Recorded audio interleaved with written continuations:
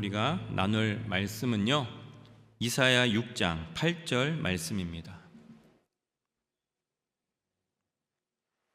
이사야 6장 8절 말씀을 우리 다 같이 한 목소리로 봉독하겠습니다. 내가 또 주의 목소리를 들으니 주께서 이르시되 내가 누구를 보내며 누가 우리를 위하여 갈꼬 하시니 그때 내가 이르되 내가 여기 있나이다 나를 보내소서 하였더니. 아멘. 할렐루야. 할렐루야. 자, 우리 옆에 분을 바라보며 인사하겠습니다. 예수님의 이름으로 사랑합니다. 우리 한 번 더 인사하도록 하겠습니다. 예수님의 이름으로 축복합니다. 네. 오늘 우리가 나눌 말씀의 제목은요, 내가 여기 있나이다 입니다. 우리 한번 같이 따라해 볼까요? 내가 여기 있나이다. 내가 여기 있나이다. 네, 여기 있다고 말을 하는 겁니다. 네. 여러분, 근데 한 해 동안 다음과 같은 질문들을 하다 보니 어느새 오늘이 이제 2025년도 마지막 달 12월 달이 된 것 같습니다. 어떤 질문이냐면 내가 어떤 일을 해야 할까? 아니면 나는 어디로 가야 하지? 하나님께서는 나에게 도대체 무엇을 원하시는 걸까? 나는 여전히 너무나도 부족한데 하나님께서 과연 나를 쓰시긴 하실까? 이러한 수많은 질문들 가운데 혹시라도 흔들리다 보면 우리는 종종 오늘 이 본문에 나오는 이사야와는 달리 하나님의 음성을 듣는 자리에서조차 저 말고요, 다른 사람을 보내시면 안 될까요? 라고 우리가 말하고 싶어질 때가 있는 것 같습니다. 한 번쯤은 여러분들도 이런 경험들이 다 있으실 것 같습니다.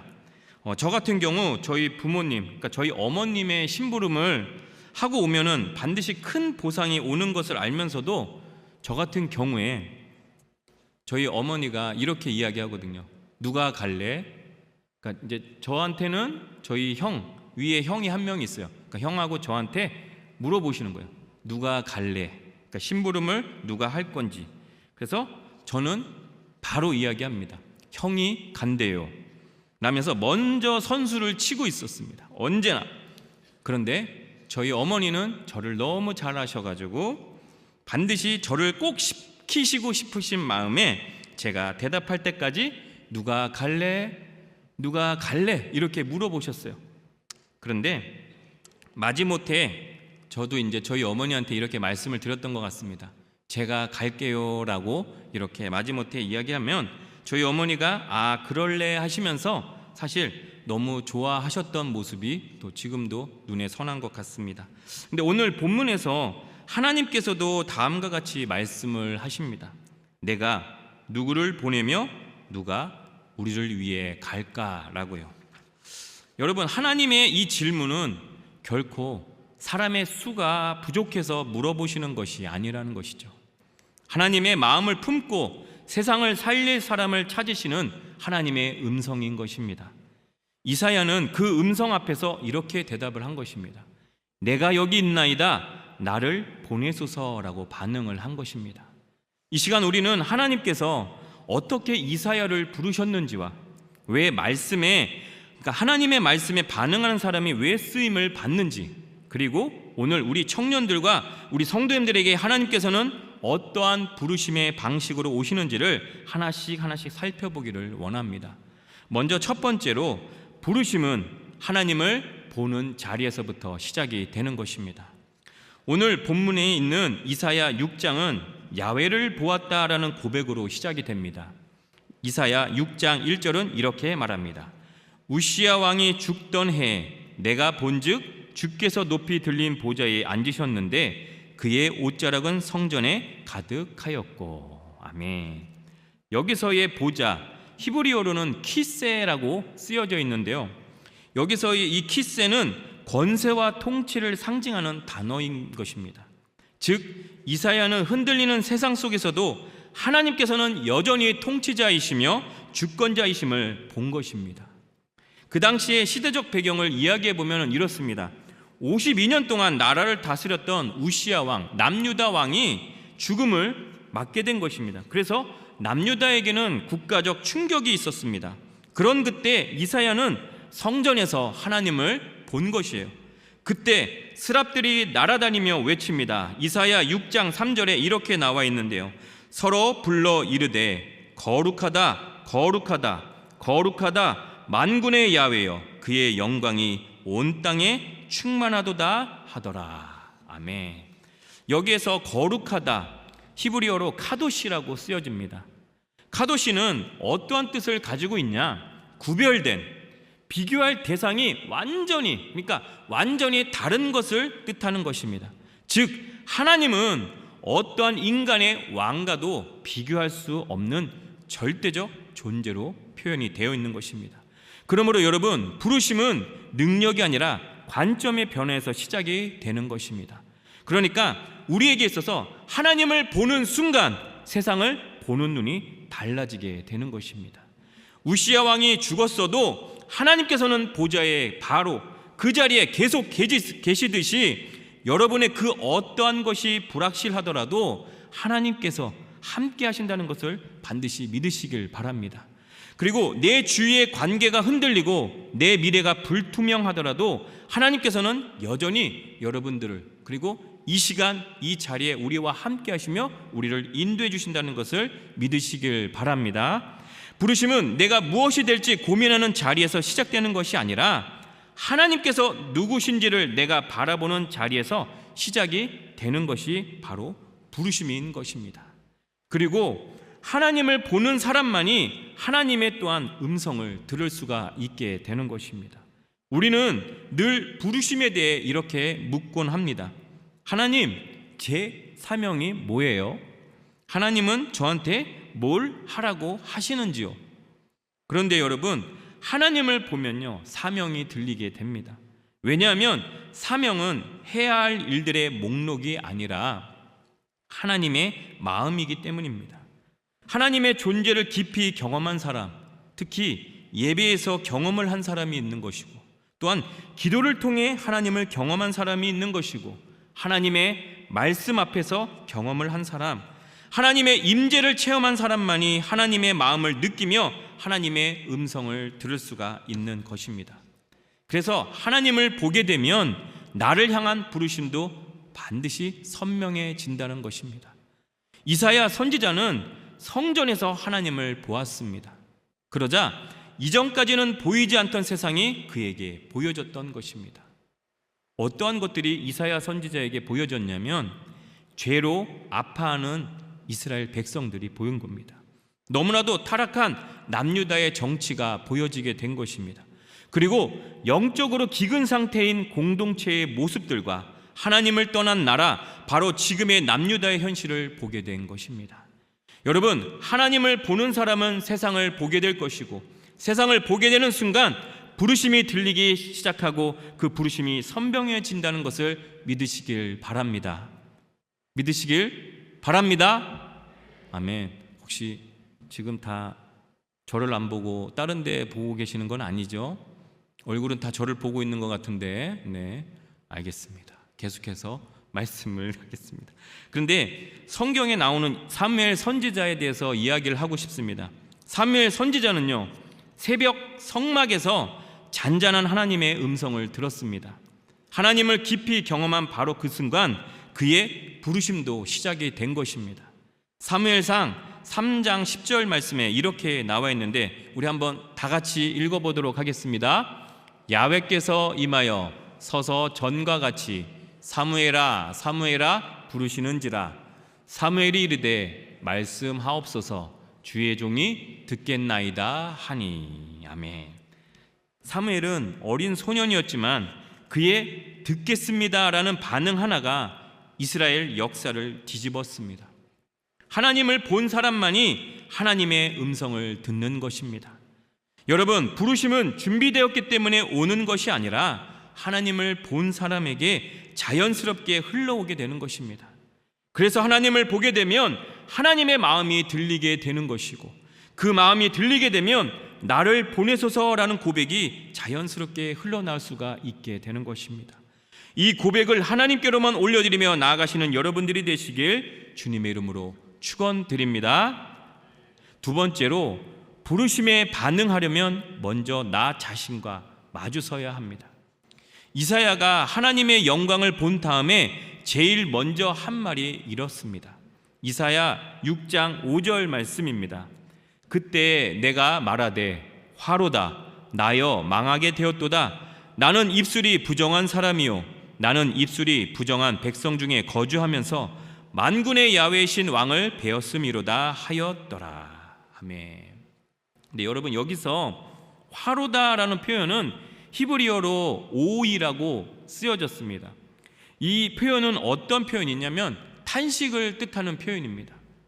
그냥 아이쿠 큰일 났다 이게 아니라 이런 정도의 그냥 단순한 그런 탄식이 아니라 이거는 이제 완전히 끝났네, 이제 나는 완전히 망했네, 나에겐 이젠 소망이 없네 라는 수준의 절규의 표현을 뜻하는 것입니다. 그런데 이사야는 하나님을 보자마자 와 영광스럽다, 너무나도 기쁘다가 아니라 오히려 와 이제 난 망했다라는 이 반응을 보여진 것입니다. 왜냐면요, 하나님을 제대로 보게 되면은 나 자신이 제대로 보이기 때문입니다. 이사야가 본 것은 보좌에 앉으신 하나님, 그리고 거룩하신 하나님, 만군의 야훼이시며 왕 되시는 하나님을 보게 된 것이기 때문입니다.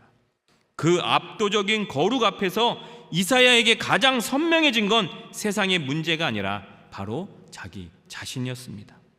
바로 나는 입술이 부정한 사람입니다라는 고백을 하게 된 것입니다.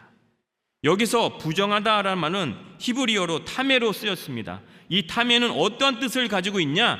의식적으로 더럽다는 의미만이 아니라 내가 이제 더 이상 하나님 앞에 설 수 없는 상태를 뜻하는 말이기도 합니다. 그러니까 이사야는 하나님 저 조금 부족해서 그러는데요, 이런 정도가 아니라 저는요 이제 하나님 앞에 설 자격이 1도 없는 것 같습니다 라는 그 모든 것을 인정하며 나간 것을 뜻합니다. 여러분, 우리가 부르심 앞에서 제일 먼저 할 일은 저 사명 주세요라고 하는 것이 아니라 하나님 저는 어떤 사람입니까? 지금 제 상태는 어떻습니까? 라고 솔직하게 묻는 것입니다. 이런 것을 통해 하나님께 모든 것을 내려놓으며 나갈 때 하나님은 또한 우리를 만나주시고 우리를 인도해 주신다는 것입니다. 그리고 이사야가 수많은 제 중에서 입술로부터 고백한 이유가 무엇이냐면 말은 인격의 스피커이기 때문입니다. 입술에서 나오는 말은 그 사람의 세계관, 상처, 욕심, 교만, 두려움이 고스란히 튀어나올 수 있는 통로이기 때문입니다. 그래서 예수님께서도 이렇게 말씀하셨는데요, 누가복음 6장 45절 말씀에 이렇게 나와 있습니다. 선한 사람은 마음에 쌓은 선에서 선을 내고 악한 자는 그 쌓은 악에서 악을 내나니 이는 마음에 가득한 것을 입으로 말함이니라. 아멘. 여러분, 이사야는 이렇게 고백한 것입니다. 하나님, 제 말이 문제입니다. 제 말 속에 제가 드러납니다 라고 하나님께 모든 것을 고백하며 나간 것입니다. 그런데 여러분, 이렇게 고백하기는 진짜 힘든 것 같아요. 저 역시도 하나님께 모든 것을 고백하며 나가야 되는데 고백하지 못할 때가 있어요. 오히려 하나님께 고백하기보다는 다른 것을 핑계대며 나가는 저의 모습을 보일 때가 있습니다. 우리들의 이런 모습이 또한 나올 수가 있지만 이사야는 그러지가 않았다는 것입니다. 하나님께 모든 것을 고백하고 하나님께 모든 것을 내어드린 것입니다. 여러분, 우리들의 입술은 어떻습니까? 우리에게 있어서 불평과 비고가 습관이 되어 있지는 않은지요? 저 역시도 사실 조금만 뭐만 하려고 그러면 불평 아닌 불평이 나오는 것 같습니다. 저한테도 이러한 불평이 자연스럽게 흘러나오는 것이 우리들의 모습인 것 같습니다. 또한 오히려 여러분, 누군가를 세워주기보다는 오히려 깎아내리는 말이 더 익숙하지 않은지요? 스스로를 정죄하는 말, 오히려 내가 모든 일을 하는 데 있어서 포기하는 말만 반복하고 있지는 않은지요? 부르심에 반응하는 믿음은 입술로부터 하나님께 다시 드리는 것에서 시작된다는 것을 믿으시길 바랍니다. 그리고 성경 속에서도 많은 인물들이 하나님께 이 모든 것을 또한 고백하며 나간 인물들이 있습니다. 주님, 저는 아닙니다. 저는 못합니다에서 시작되며 나간 인물들이 있습니다. 부르심의 자리에선 대부분의 인물들은 처음에 이렇게 이야기를 했습니다. 모세 같은 경우는 또한 이렇게 이야기했습니다. 나는 입이 뻣뻣하고 혀가 둔한 사람입니다. 보낼 만한 자를 보내주시옵소서. 예레미야 같은 경우는 또한 이렇게 하나님께 말씀드렸습니다. 나는 아이라 말할 줄을 모릅니다 라고 또 예레미야는 이렇게 얘기했어요. 그리고 사도 베드로 같은 경우는 예수님의 제자인데도 불구하고 주여 나를 떠나소서 나는 죄인입니다 라고 이렇게 고백하며 나간 것입니다. 그런데 여러분, 여기서의 공통점이 무엇인 것 같습니까? 어떤 것일 것 같습니까? 여기서의 공통점은 주님, 저는 자격이 없습니다. 저는 부족합니다. 저는 할 수 없습니다 라는 이 믿음의 고백인 것입니다. 그런데 여러분, 하나님께서는 그들의 말을 이렇게 뒤집어 주신 것입니다. 그래, 네가 자격이 없다는 걸 아는 그 자리가 내가 오히려 너를 부를 수가 있는 자리라고요. 여러분들이 서 있는 그 자리에 하나님께 고백하며 나갈 때 오히려 하나님께서 우리 여러분들을 불러주실 수 있다는 것을 반드시 믿으며 나아가시기를 주님의 이름으로 축원드립니다. 네, 여러분, 또한 하나님의 이 말씀으로 우리에게 얻게 되는 진짜 복된 깨달음이 무엇이냐면 바로 이것이에요. 나는 할 수 있다가 아니에요. 나는 무조건 할 수 있다가 아니라 나는 못하지만 하나님께서 나와 함께 하신다면 나는 할 수 있다의 그 믿음의 고백인 것을 믿으시길 바랍니다.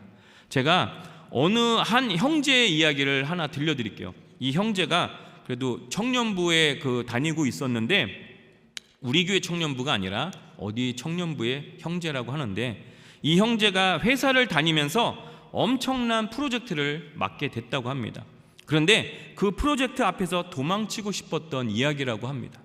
한 형제가 회사에서 새 프로젝트를 맡게 됐습니다. 솔직히 말하면 본인은 제일 피하고 싶었던 일이기도 하다고 합니다. 대외적으로는 커뮤니케이션도 해야 하고 오히려 그 프로젝트를 나아가서 발표도 해야 되고 또한 여러 팀들과 조율까지 해야 되는 완전한 스트레스 패키지의 하나라고 했습니다. 그래서 그 형제는 속으로 이렇게 말했다고 합니다. 저 말고 발표 잘하시는 과장님이 하시면 안 될까요? 저는 말주변도 없고 성격도 내성적이라 저는 정말 못할 것 같은데 그는 진심으로 나는 입술이 부정한 사람입니다 라는 기분을 가지고 고백했다고 합니다. 그런데 어느 날 그 형제가 예배 중에 기도하는 가운데 이러한 말씀이 떠올랐다고 합니다. 하나님은 준비된 사람을 부르시는 게 아니라 부르신 사람을 준비시킨다라는 말씀이 생각됐다고 합니다. 그래서 그 형제가 이렇게 기도하게 됐다고 합니다. 하나님, 저는 진짜 자신이 없는데 저의 부족함 그대로 나아가 보도록 하겠습니다. 저와 함께 해주시고 저를 꼭 도와주시옵소서라고 고백했다고 합니다. 근데 여러분, 어떻게 변했냐? 그 순간 그의 능력이 갑자기 업그레이드 되지는 않았지만 그에게 있어서 어떠한 변화가 생겼냐? 태도가 이젠 변하게 됐습니다. 그에게 있어서 터닝 포인트가 생기게 된 겁니다. 발표를 준비하면서 내 실력을 증명하자가 아니에요. 오히려 나를 돋보이자가 아니라 하나님, 이 자리에서 제가 정직하고 성실하게 서겠습니다 라는 자세로 바뀌었다고 합니다. 하나님이 도와주시는 그 자리로 마침내 프로젝트가 잘 마무리되었고 주변에서 오히려 그 형제에게 이렇게 이야기했답니다. 와, 너에게 그런 면이 있는 줄 몰랐어. 너 엄청난 능력을 가지고 있었네 라고 여러 말들을 그 형제에게 했다고 합니다. 그런데 그 형제는 이렇게 생각했습니다. 이건 내가 잘한 게 아니라 나는 여전히 서툴고 부족하지만 그 부족함을 인정하는 그 자리에서 오히려 하나님이 나와 함께 하셨기 때문에 내가 할 수 있었다는 것을 고백하며 나갔다고 합니다. 여러분, 부르심에 반응하는 믿음은 자기 확신에서 나오지 않는다는 거예요. 내가 괜찮다, 나는 괜찮다가 아니라 나는 죄인입니다, 나는 부정한 사람입니다. 그런데 하나님, 이런 저를 사용하시겠다면 제가 그대로 가지고 나아가겠습니다.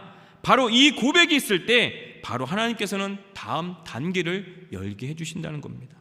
나를 직면하면 은혜가 시작되고 은혜가 시작되면 부르심이 현실이 되게 됨을 믿으며 나아가시기를 주님의 이름으로 축원드립니다. 아멘. 자, 마지막 세 번째로 하나님은 부르신 사람을 깨끗하게 하시고 무엇보다 준비시키시고 하나님께서는 보내주신다는 것입니다. 이사야 선지자가 나는 부정한 사람입니다 라고 고백한 순간 놀랍게도 하나님은 그를 정죄하지 않으셨다는 겁니다. 너 왜 그런 모습을 보이니? 너에게 있어서 문제가 뭔지 아니? 라고 하는 것이 아니라 오히려 그에게 정죄하지 않고 이러한 장면을 보여주신다는 것입니다.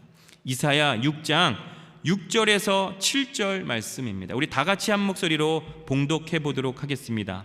그때 그 서랍 중에 하나가 부젓가락으로 제단에서 집은 바 핀 숯을 손에 가지고 내게로 날아와서 그것을 내 입술에 대며 이르되 보라 이것이 내 입에 닿았으니 내 악이 제하여졌고 내 죄가 사하여졌느니라 하더라. 아멘. 여러분, 이 장면은 구약 전체에서 가장 은혜가 선명하게 드러나는 순간 중에 하나이기도 합니다. 하나님의 은혜가 선명하게 드러나는 그 장면이에요. 여기서 근데 제단의 숯은 심판이 아니라 정결과 회복의 상징을 뜻하는 것입니다. 말씀에 나오는 제단은 희생 제사를 드리는 곳입니다. 그리고 제단의 불은 죄를 태워버리는 속죄의 불, 즉 용서의 불이었던 것입니다. 그 제단에서 핀 숯을 스랍들이 가져와 이사야의 입술에 바로 댄 것입니다. 그 순간 하나님께서는 이렇게 말씀해 주신다는 겁니다. 내 악이 제하여졌고 내 죄가 사하여졌느니라. 여러분, 여기서 중요한 건 순서입니다. 이사야가 저를 쓰실 수 있습니다 라고 말해서 정결케 된 것이 아니라 저는 부정합니다 라고 고백하며 나아가자 하나님께서 먼저 다가오셨다는 것을 믿어야 됩니다. 또한 부르심의 시작은 내가 준비되는 것이 아니라 하나님께서 나를 준비시키는 것임을 우리가 믿으며 나아가야 되는 것입니다. 그리고 하나님께서 하시는 첫 번째 준비로 내 죄를 사하여 주신다는 거예요. 스랍이 수술된 그 입술에 그 된 행위가 징벌이 아니라 은혜의 접촉이라는 것을 우리는 너무나도 감사하게 생각해야 되는 거예요. 우리를 징벌하는 것이 아니라 우리를 오히려 하나님의 은혜 가운데 거할 수 있도록 역사해 주신다는 것입니다. 그래서 우리가 예배 시간에 우리가 성령 충만함에 느끼는 그 모든 것도 똑같다라는 거예요. 하나님께서는 우리를 찌르거나 고문하려고 임재하시는 것이 아니라 오히려 우리를 회복시켜 주시고 하나님께로 더욱더 나아갈 수 있도록 도와주신다는 겁니다. 이사야처럼 하나님 앞에서 무너진 사람에게 가장 먼저 일어나는 일은 정죄가 아니라 용서인 것을 믿으며 나아가시기를 바랍니다. 너는 괜찮아졌으니 이제 가라가 아니라 내 죄가 용서되었으니 이제 갈 수 있다라는 것입니다. 여러분, 내가 잘나서 쓰임받는 것이 아니라 우리에게는 예수 그리스도의 십자가의 보혈로 이미 깨끗해졌기 때문에 우리는 하나님께로 나아갈 수가 있게 된다는 것입니다. 그래서 예수님께서는 제자들을 부르실 때도 동일한 이 모든 것들이 이루어진 것입니다. 먼저 베드로에게 이런 일이 있었습니다. 베드로는 실패한 어부였는데도 이 모든 것들이 임해진 거고, 마태는 또한 매국노 취급을 받고 있음에도 불구하고 이 모든 것들이 이루어진 거고, 도마 같은 경우는 회의적인 성격임에도 불구하고 임해진 것이고, 야고보와 요한은 성질이 불 같았음에도 불구하고 이 모든 것들이 임해진 것입니다. 그래서 예수님께서는 그들을 먼저 변화시키신 뒤에 사도로 보내신 것입니다. 마가복음 1장 17절 말씀에 이렇게 나와 있습니다. 예수께서 이르시되 나를 따라오라 내가 너희로 사람을 낚는 어부가 되게 하리라 하시니. 아멘. 여기서 되게 하리라, 이것은 내가 아니라 하나님께서 나를 만들어 가신다는 거예요. 그러니까 내가 이 모든 일을 행하며 나가는 것이 아니라, 여러분, 내가 하게 되면 너무나도 부담스럽고 나는 할 수 없지만 하나님이 이 모든 것을 통해 나를 만들어 가신다는 것을 믿으시길 바랍니다. 그래서 하나님께서 또한 우리에게 두 번째로 준비하시는 것이 있습니다. 하나님의 마음을 우리에게 들려주신다는 겁니다. 정결케 된 이사야에게 하나님께서 질문을 던져주십니다. 오늘 본문 말씀이기도 합니다. 이사야 6장 8절 말씀입니다. 내가 또 주의 목소리를 들으니 주께서 이르시되 내가 누구를 보내며 누가 우리를 위하여 갈고 하시니 그때 내가 이르되 내가 여기 있나이다 나를 보내소서 하였더니. 여러분, 여기서 눈여겨볼 표현이 있는데 바로 우리를 이릅니다. 히브리어 원문에서도 우리를은 복수형으로 쓰여져 있습니다. 바로 하나님의 삼위일체적 사역으로 하나님께서 천상회의에서 내리시는 결정임을 보여주고 있는 것입니다. 하나님께서는 이사야에게 해야 할 일 목록을 보여주신 것이 아니라 하나님의 마음을 먼저 들려주신 것입니다. 부서진 민족을 살릴 사람은 누가 가야 할까? 내 백성을 깨우고 회복시킬 사람은 누가 가야 할까? 이 마음을 들려주신 겁니다. 하나님의 마음이 들려오면 그때 바로 사명은 어떻게 되는 것이냐? 내가 해야 할 일이 아니라 이제는 하나님이 나와 함께 하시기 때문에 할 수 있는 일이 되게 되는 것입니다. 그래서 마지막으로 하나님께서 하시는 우리의 세 번째 준비로 이사야의 고백을 기다리셨다는 거예요. 여러분, 이사야의 고백만 기다리시는 게 아니라 여러분들의 고백도 하나님께서는 기다리신다는 사실을 믿으시길 바랍니다. 그래서 이사야 선지자는 바로 즉시 반응했습니다. 내가 여기 있나이다, 나를 보내소서라고 바로 즉시 반응을 보인 이사야의 믿음인 것입니다. 여기서 히브리어의 원문으로 아주 짧게 강력한 표현으로 쓰여져 있습니다. 히브리어로 히네니라고 쓰여 있는데 이 히네니가 무엇이냐? 제가 여기 있습니다. 또한 셀라흐 호티, 이건 무엇이냐? 저를 보내주시옵소서. 제가 여기 있습니다. 저를 보내주시옵소서. 여기서의 세 가지가 담겨있는 뜻이 무엇이냐? 나의 존재를 드립니다인 것입니다. 제가 여기 있습니다는 제가 준비가 됐습니다가 아니라 저라는 존재 전체를 이제 하나님께 드리오니 하나님 받아 주시옵소서라는 겁니다. 그리고 순종의 결단이 또한 포함되어 있다는 겁니다. 제가 가겠습니다라는 그 의미는 가야 할 곳이 사실 어디라고 알려주시지 않음에도 불구하고 제가 하나님의 말씀에 순종함으로 어디든지 가겠습니다라는 순종을 고백하는 겁니다. 마지막으로 모든 주도권이 온전히 하나님께 있는 고백인 것입니다. 보내달라는 말은 하나님 모든 결정권은 하나님께 있으므로 저는 하나님의 결정을 따라가겠습니다라는 고백입니다. 여러분, 이러한 고백을 우리 청년반에서도 같이 이 고백을 통해 나가기를 원합니다. 사실 너무 힘들 수 있어요. 이 고백을 하기엔 너무 힘들 수 있어요. 그렇지만 하나님이 함께 하시면 여러분들도 반드시 할 수 있습니다라는 그 고백을 통해 나아가는 여러분들이 되시길 원합니다. 모세에게도 사실 힘든 고백이기도 했습니다. 왜냐하면 이스라엘 백성들을 이끌고 나아가야 되는 하나님의 그 일을 행하며 나갈 때 사실은 모세도 너무나도 두려웠을 것입니다. 그렇지만 모세가 하나님의 부르심을 들었을 때 그는 이렇게 말했다는 거예요. 저는 말이 둔한 사람입니다. 저는 자격이 없습니다. 보낼 만한 사람을 보내소서라고 이렇게 사실 고백을 했습니다. 그러자 하나님께서는 모세에게 뭐라고 말씀하셨냐? 출애굽기 3장 12절 말씀에 하나님이 이르시되 내가 반드시 너와 함께 있으리라. 내가 그 백성을 애굽에서 인도하여 낸 후에 너희가 이 산에서 하나님을 섬기리니 이것이 내가 너를 보낸 증거니라. 여러분, 하나님께서 말씀하신 게 무엇입니까? 내가 반드시 너와 함께 있으리라는 말씀입니다. 그리고 모세의 입술을 사용해 이스라엘 역사에서 가장 위대한 구원의 역사를 이루어 내주신 겁니다. 내가 준비됐기 때문에 쓰임받는 것이 아니라 하나님께서 나와 함께 하시기 때문에 내가 쓰임받는 것임을 반드시 믿으시길 주님의 이름으로 소망합니다. 여러분, 하나님께서는 우리에게 있어서 우리의 능력을 원하시는 게 아니에요. 우리에게 있어서 원하시는 게 무엇이냐? 우리의 고백인 것입니다. 이사야 선지자가 쓰임받은 이유는 그의 역량이 뛰어나서도 아니고 그가 설교를 잘해서도 아니고 그에게 뛰어난 리더십이 있어서도 아니라는 것입니다. 그에게 있어서 딱 하나의 이유는 무엇이냐? 내가 여기 있나이다, 나를 보내소서라는 이 고백이 있었다라는 것입니다. 하나님께서는 지금도 이렇게 말씀하십니다. 누가 우리를 위해 갈고, 캠퍼스를 위해 누가 갈고, 직장을 위해 누가 갈고, 아니면 가정을 위해 내가 보낼 사람은 누구란 말인가? 그리고 하나님께서는 능력 있는 사람보다 말씀에 반응하는 사람을 찾고 계시다는 겁니다. 하나님, 제가 여기 있습니다. 부족하고 연약하지만 저를 사용하시려면 언제든 보내주시옵소서라고 하는 이 고백을 하나님께서는 원하신다는 겁니다.